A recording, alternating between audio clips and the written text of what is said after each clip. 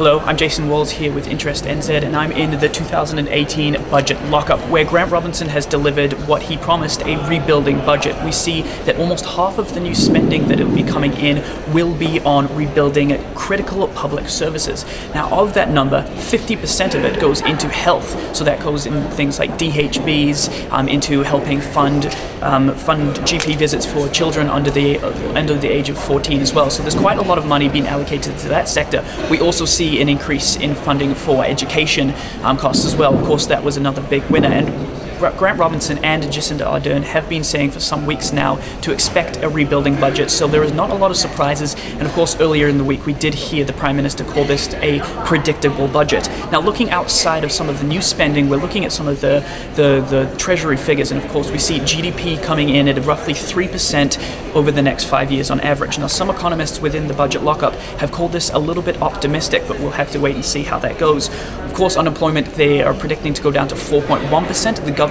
did forecast that to go down to about 4%, so 0.1% off. Maybe you could argue it's not too bad, but only time will tell on that one as well. We also see a strong surplus coming through the government books as well. Now, one of the interesting things that we've noted so far within the budget is the government's response to its fiscal responsibility rules, its budget responsibility rules, And essentially what that is, they've maintained getting debt down to 20% of GDP for the first 5 years that they came into office, as well as keeping capital spending at roughly about 30%. Now, the numbers today show that over the next 5 years, by 2022, government debt will be down to 19.1% of GDP, and capital spending, new spending over that period will be 28% rather than 30%. So Grant Robinson has a lot of room there. So I asked him, why not just go a little bit harder and spend a little bit more money? And he said essentially, we need to wait and look out for any extra shocks. And he pointed to the cattle disease problem happening at the moment and saying, listen, we need to be a little bit conservative when it comes to these numbers,